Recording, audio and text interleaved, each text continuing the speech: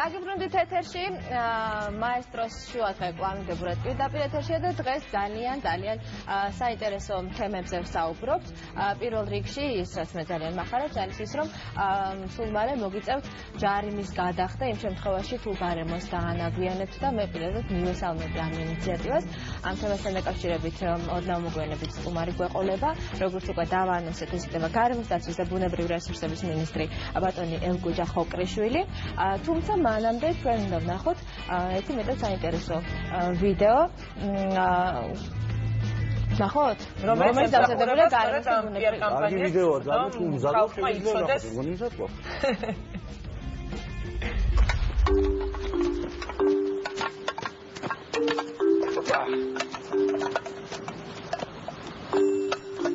Acha.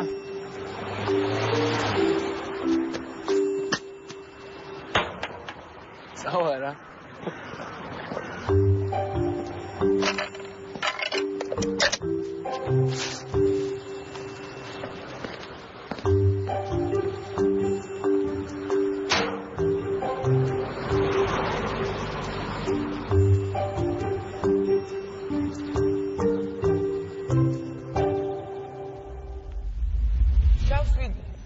მსგავს ვიდეოებს კიდევ არაერთ წავაწყდებით ტელეეკრანებთან. კიდევ არაერთ შემოგთავაზებთ მთელი წლის მანძილზე. რადგან არის დაგექმნილი სერიოზული PR კამპანია, რომლის მიზანიც არის საზოგადოების ცნობიერების ამაღლება, ასე რომ იმედი მაქვს ყველაფერი უკეთესობისკენ შეიცვლება ძალიან მალე. ძალიან საინტერესო ახალი რაღაცები მე მაქვს ეს ახალი დებულება კი არა ქვია, აი წესების განრიგი, რომელთან ერთადაც ჩვენ უკვე მინისტრთან ერთად უნდა ვისაუბროთ, რომელ საკითხებთან დაკავშირებითაც მინისტრი ძალიან მალე შემოგვიერთდება. ახლა კი ჩვენი დღევანდელი დღის მთავარი თემა, რამდენჯერმე უკვე აღვნიშნეთ დღეს, თუმცა კიდევ ერთხელ გავიმეორებთ, რომ უახლოეს მომავალში ნაგვის გადაყრაზე დაწესებული იქნება ჯარიმები და ამ საკითხთან დაკავშირებით სტუმრად გვყავს გარემოსა და ბუნებრივი რესურსების დაცვის მინისტრი ბატონი ელგუჯა ხოყრიშვილი. მოგზაურობთ ბატონო ელგუჯა, შუადღე მშვიდობის.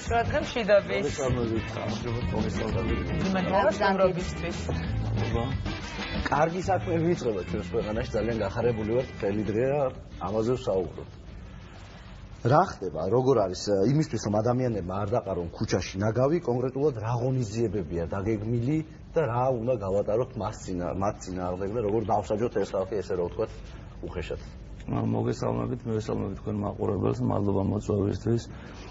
გეტყვით, პირველ რიგში ყველაზე მთავარი რაც გაკეთდა მომზადდა კანონპროექტი, რომელიც გადაცემული აქვს პარლამენტს, სადაც სასესიო მოსმენების შემდეგ ეს კანონპროექტი მიღებული იქნება.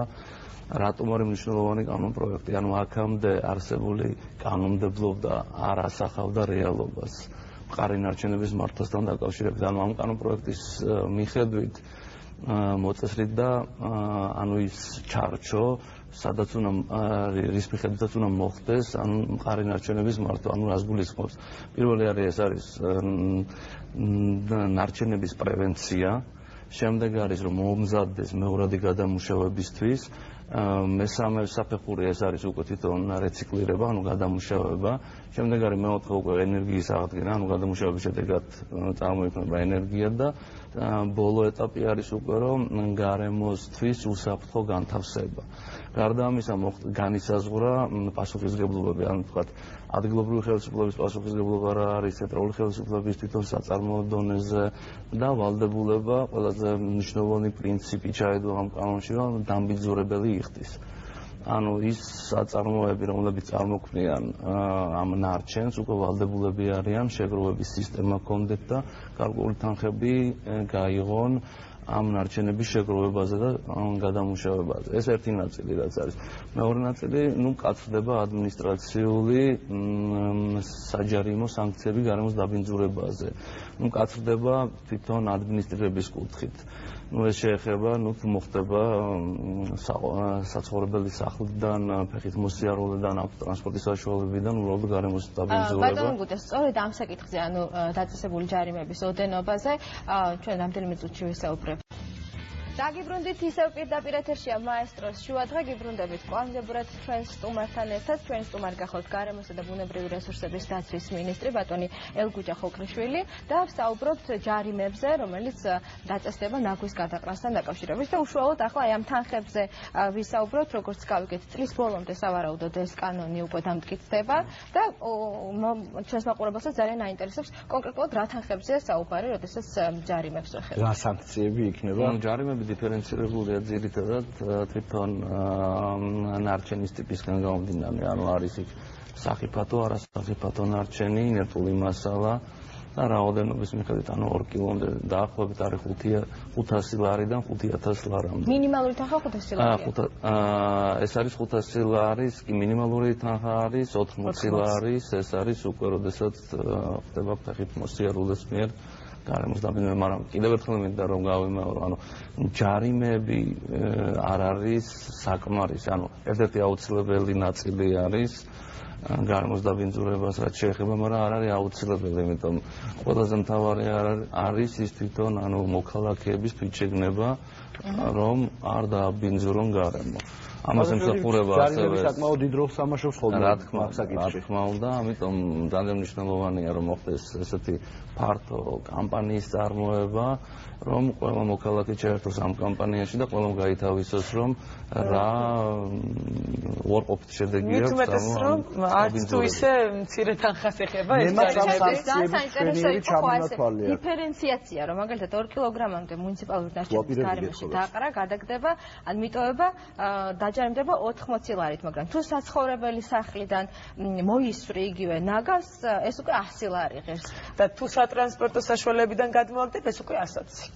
ჯერ არ ვიცი, ეს კანონ პროექტია შევა. ანუ აქ თვითონ იდეა რა არის სატრანსპორტო საშუალებიდან ნაგვის გადმოგდება და გასაგებია ასევე უსაფრთხოებასთან, ანუ შეიძლება ამან გამოიწვიოს საავარიო სიტუაცია და ასე შემდეგ. ასევე როდესაც ხდება თქვა საცხოვრებელი სახლიდან გადმოგდება, შეიძლება ვინმეს ანუ დაზიანდეს და ასე შემდეგ. ანუ ეს არის იდეა, რატომაც არის ეს დიფერენცირება რა. აქვე შემხდა ერთ-ერთი პუნქტი, რომელიც საბურავების გადაყრას ეხებოდა და რატომ არის ცალკე გამოყოფილი ხშირია ეს შემთხვევა, როდესაც საბურავებს ყრიან თუ არა, საბურავის გარშემო დაყრას 5 ერთეულამდე. ხო, ანუ საბურავებს ეხება კონკრეტულად ერთ-ერთი პუნქტი და ეს მაინტერესებს ანუ საბურავები კიდევ ერთხელ ვითარებთ, რომ არის საყოფაცხოვრებო ნარჩენი, არის სახიფათო ნარჩენი. სახიფათო ნარჩენში შედის ისეთი ნარჩენები, რომლებიც თქვა გარემოზე აკეთებენ ანუ ქიმიური ნარჩენი, აქ არის მომწავლელი რაიმე ის ორგანული დამბიძურებლები, როგორც არიან პესტიციდები, ანუ ვადაგასული პესტიციდები და ინერტული მასალა. ანუ ინერტული მასალა ეს არის, რაც სამშენებლო პროცესში გამოიყენება, ანუ ესაც გარემოსთან ამის ადაპტირება არ ხდება. აქედან არის ეს საბურავებიც არის ერთ-ერთი, რომელიც თავისი ქიმიური შემადგენლობიდან გამომდინარე გამოყოფილი. ბატონო ელგუჯა, მაინტერესებს ვინ გააკონტროლებს უკვე ამ პროცესს და ვინ იქნება უშუალოდ ზედამხედველი მეთვალყური და ვის მოვალეობაში შევა ამის კონტროლი? ამიტომ როგორც თავიდან აღნიშნე, ძალიან მნიშვნელოვანი იყო საკანონმდებლო დონეზე განსაზღვრულიყო ანუ პასუხისგებლობა და ვალდებულებები. ჩვენი კანონმდებლობის მიხედვით, ანუ ადგილობრივი თვითმმართველობის ვალდებულება მის ტერიტორიაზე არსებული ნარჩენები მოაგროვოს და უზრუნველყოს მისი ტრანსპორტირება ნაგავს საყრელამდე. ეს რაც საყოფაცხოვრებო ნარჩენებს შეეხება. ამიტომ გაკონტროლებას მოხდება იმის მიხედვით, ანუ აქ იქნება ადგილობრივი თვითმმართველობის შესაბამისი სამსახური, რომელიც იმ ტერიტორიაზე თუ მოხდება გარემოს დაბინძურება, შესაბამის ღონისძიებას მიიღებს. აქვე იქნება საპატრულო პოლიცია, რომელიც ამ სატრანსპორტო საშუალებებს გააკონტროლებს და ამ ნაწილში იქნება ჩართული ასევე ჩვენ სამინისტროს აქვს გარემოს ზედამხედველობის დეპარტამენტი, რომელიც ასევე ამოწმებს თქვათ გარემოს დაბინძურებას. ანუ ეს სამი უწყება პარალელურ რეჟიმში გააკონტროლებენ ანუ ამ ქმედებებს. ბატონო ელგუჯა, თქვენ უკვე ახსენეთ, რომ გარდა თანხის ან ჯარიმების დაწესებისა უფრო მნიშვნელოვანია ადამიანების თვითცნობიერების ამაღლება. აი ამ მიმართულებით პიარ კამპანიის ფარგლებში რა ღონისძიებებია დაგეგმილი? ნუ ეს PR კამპანია ფაქტურად ჩვენ ზაფხულში დავიწყოთ, ანუ ძალიან ბევრი დასუფთავების აქცია, რამოდენიმე ნაწილს მოიცავს, ანუ ჩვენ ვეცადეთ რომ მაქსიმალურად ეს ახალგაზრდები ჩაგვერთო, ანუ სტუდენტები იყო ესეთი კონკურსის გამოცხადებული იდეების კონკურსი, სადაც წარმოედგინათ გამარჯვებულები წინა ბლოკში. კი, და სადაც მე ვეცდებით ახლა რომ გამარჯვებული იდეა, ანუ სამინისტრომ მოვიძიოთ თანხები და დავაფინანსოთ. ასევე ჩართული არის ძალიან ანუ საზოგადოებრივი ორგანიზაციები, არასამთავრობო სექტორი, სადაც რეგიონებში სოფლის დონეზე მიმდინარეობს ამ ცნობიერების ამაღლების აქტივობები, ეს სარეკლამო რგოლი, ეს გამანათლებელი ვიდეო რგოლიც ნახეთ, ანუ თავარია რომ იქამდე მივიდეს, ანუ ეს გახდეს, მოდი ესე ვთქვათ, ანუ სასირცხვილო, იმიტომ რომ ნაგვის ურნამდე მივიდეთ და ჩავაგდოთ ნაგავი და არ დავაგდოთ ამარგოთ. ჩვენ თქვენს მოლოდინში ერთ-ერთი ვიდეო რგოლი, ერთ-ერთი სოფელი ადამიანის მონაწილეობით უკვე ვნახეთ და ახლა საშუალება გვაქვს ნახოთ კიდევ ერთი რგოლი, რომელიც სწორედ ამ მიზანს საზოგადოების ცნობიერების ამაღლებას ემსახურება. შეგვიძლია ვნახოთ ვიდეო. უგული აი? მიდი აბაშენი. Agora, aí, trouxe a Opa!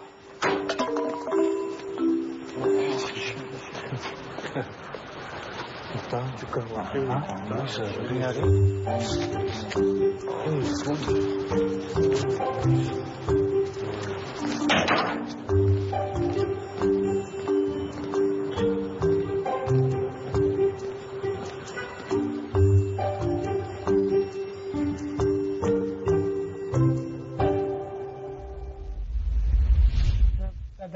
ნაგავს გადაყრა მარადილია.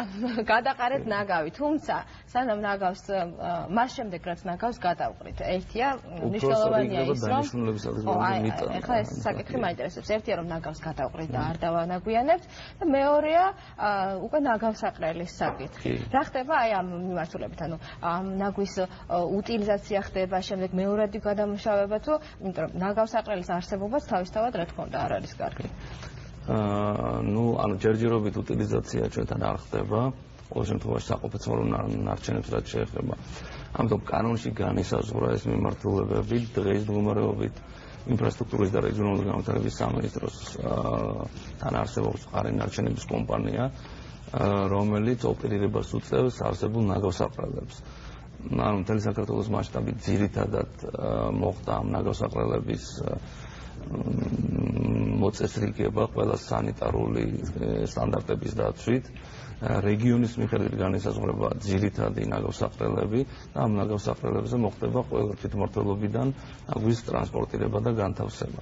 როგორც კი კანონი ამოქმედება, კანონი ითვალისწინებს, რომ წახალისდეს ეს მიმართულება, რომ დაინერგოს ნაგვის გადამამუშავებელი საწარმოები და ასევე, ანუ როგორც კი ვალდებულება გახდება დიდი მწარმოებლების, რომლებიც გარკვეულ რაოდენობა ნარჩენს წარმოქმნიან, რომ მათ აუცილებლად უნდა ჰქონდეთ შეგროვების სისტემა და აუცილებლად უნდა გამოიყენონ ისეთი ნივთიერება ამ შეფუთვისთვის, რომელიც ექვემდებარება მეორედ გადამუშავებას. ანუ ეს ნიშნავს წარმოებლის გაფართოებული ვალდებულება. ანუ ყველა იმპორტიორი თუ დიდი მწარმოებელი ვალდებული იქნება ისეთი ანუ ნივთიერებისგან შეფუთოს, რომელიც დაექვემდებარება მეორედ გადამუშავებას და ასევე მას ექნება შესაგროვებელი სისტემა და ანუ ვალდებული იქნება გაიღოს რაღაც თანხები, რაც მოხმარდება მერე ამ რეციკლირებას, ეგრეთ წოდებული.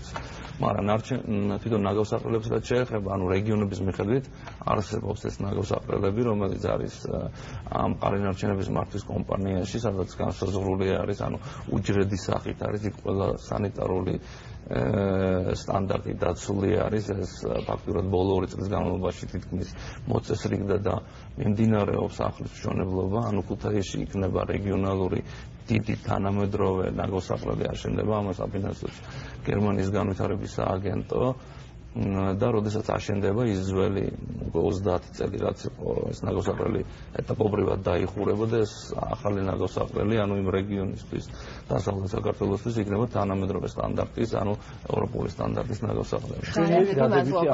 ნეტა მართლა მოვესწრო იმ დღეს, როდესაც ეს პრობლემა მოგვარებული იქნება ჩვენს ქვეყანაში. არ გემშვიდობებით ჩვენ. დიდი მადლობა. ჯერ არ გემშვიდობებით, არა ქუჩების დაბინძურებას და საერთოდ ამ ნარჩენების დაყრას და ნაგვის დაყრას დღეს წელიწადია მაგას ვიზახით, მაგრამ ასევე კიდევ ერთი დიდი არა უნდა გამოვაცხადოთ ჩვენ ძალადობის წინააღმდეგ და თქვენი ნებართვით ერთად შევუერთდებით ახლა ჩვენ იმ აქციას, სადაც ჩვენი სანდრო იმყოფება. დღეს არის ქალთა წინააღმდეგ ძალადობის აღმოფხრის საერთაშორისო დღე და ამასთან დაკავშირებული აქცია იმართება საქართველოში, თბილისში, ჩვენი ყოფილი და მიმდინარე პარლამენტი ერთად არის ეს უკვე. პარლამენტის წინ მიმდებარე ტერიტორიასთან, სადაც ჩვენი სანდრო ლორთქიფანიძე აქ აქციის მონაწილე ჩვენგან მიულინებული ელჩი სანდრო მოგესალმებით. მოგესალმებით ყველას, მივესალმებით. რა ხდება? აქცია დასრულდა დაახლოებით 9 საათის წინ, თუმცა მიუხედავად ამისა, თქვენ შეიძლება ხედავთ ახლა რომ ხალხი მაინც ტრიალებს აქციის ადგილას, იმიტომ რომ არის ესეთი პეტიციის დიდი ეტრატი, რომელზეც ყველა აწერს ხელს, ვინც მომხრეა ამ აქციის, ვინც მომხრეა ამ აქციის მთავარი მესიჯის, რომ არ იყოს ოჯახში ძალადობა, არ იყოს ქალთა მიმართ ძალადობა და გენდერული ნიშნის ძალადობა. შესაბამისად, ხალხი კიდევ ტრიალებს, თუმცა იქ ასევე ძალიან ბევრი ხალხი იყო აქციის მომენტში მოსული, მიუხედავად იმისა, რომ უამინდობაა, როგორც ხედავთ, გაწვიმდა, ამიტომ არ შეგვიწყო ხელი, მაგრამ ხალხი ამას არ შეუშინდა, იყო ძალიან საინტერესო გამოსვლები და მე მინდა რომ ამ საკითხთან დაკავშირებით კითხვით მივმართო პოეტ სალომე ბენიძეს, რომელიც ამ აქციის მონაწილე, ორგანიზატორი იყო ერთ-ერთი და ზოგადად რომელიც აქტიური ესე იგი მომხრე არის ამ იდეების, აქტიური ფემინისტია და მე მინდა სალომე გამარჯობა. მე მინდა გკითხო რა შემსახურებოდა ზოგადად ეს აქცია, რა მთავარი მესიჯი უნდოდა რომ მას მიეტანა საზოგადოებამდე და რამდენად მნიშვნელოვანია ასეთი აქციები. მე ვფიქრობ, რომ დღევანდელი აქცია იყო ძალიან მნიშვნელოვანი თავისი არსით. ძალიან ბევრი ხალხი მოვიდა და ჩვენ კიდევ ერთხელ შევძელით ყველასთვის დაგვენახებინა, რომ ქალთა მიმართ ძალადობა არის ის საკითხი, რომელიც არის მთელი საზოგადოების პრობლემა, რომელიც გვაწუხებს ყველას, იმიტომ რომ დღეს მოვიდნენ განსხვავებული ასაკის, პროფესიის, პოლიტიკური მოსაზრებების ადამიანები, რომლებიც ერთად დადგნენ საქართველოს 23 ქალაქში და უთხრეს არა ქალთა მიმართ ძალადობას. მოგეხსენებათ, რომ შემაშფოთებელი სტატისტიკა გვაქვს საკმაოდ ქალთა მკვლელობების და სწორედ ეს გახდა ერთ-ერთი მიზეზი საქართველოში ქალთა მოძრაობის ახალი ტალღის დაწყების, რაც ვფიქრობ, რომ ძალიან მნიშვნელოვანია და იმედი მაქვს, რომ იქნება საკმაოდ დიდი და მასშტაბური და მოიცავს მთელ საზოგადოებას. დიდი მადლობა სალომე, მე ვუერთდები ჩემის მხრივ ამ მოწოდებებს, ამ მესიჯს, ამ აქციას მთლიანად. თქვენ ხედავდით კადრებს, იქ იყო ძალიან დიდი დაფა, რომელზეც ყველას შეეძლო თავისი ფერადი ანაბეჭდები დაეტოვებინა ხელის. ძალიან დიდი მადლობა, რომ იყავით ჩვენი წარმომადგენელი მაგნიტურ აქციაზე. მადლობა თქვენ, რომ აშუქებთ ამ ყველაფერს ჩვენთან ერთად. რა თქმა უნდა, ქალებზე ძალადობის წინააღმდეგ აქციას. რა თქმა უნდა, უერთდებით. ყველანაირი ძალადობის წინააღმდეგ მიმართულ აქციას უერთდებით და იდეებს უერთდებით, რა თქმა უნდა. ბატონ ელგუჯა, როგორც ვიცით, თქვენც უერთდებით ამ აქციას. რა თქმა უნდა, მაგრამ არა ძალადობას, არა ნარჩენებით დაბინძურებას და ასე შემდეგ. კარგი, კიდევ ერთხელ უღრმესი მადლობა დღეს ჩვენთვის ძალიან კარგი საქმეა წამოწყებული, ჩვენ რაც შეგვიძლია მხარში დაგიდგებით ელემენტარულად ასე გავაშუქებანი და მივაწვდით საზოგადოებას ბევრი ინფორმაციას. წარმატებებს გისურვებთ, რომელიც ესოდენ ესაჭიროება ჩვენს ქვეყანას ზუსტად ამ მხრივ ძალიან დიდი წარმატებები. დიდი მადლობა კიდევ ერთხელ და დავედით ბოლოში. კი ბატონო, რეკლამის დროა. რეკლამის დროა ჩვენს ეთერში და მალე დაგიბრუნდებით. მამა ლევან მათეშვილთან ერთად.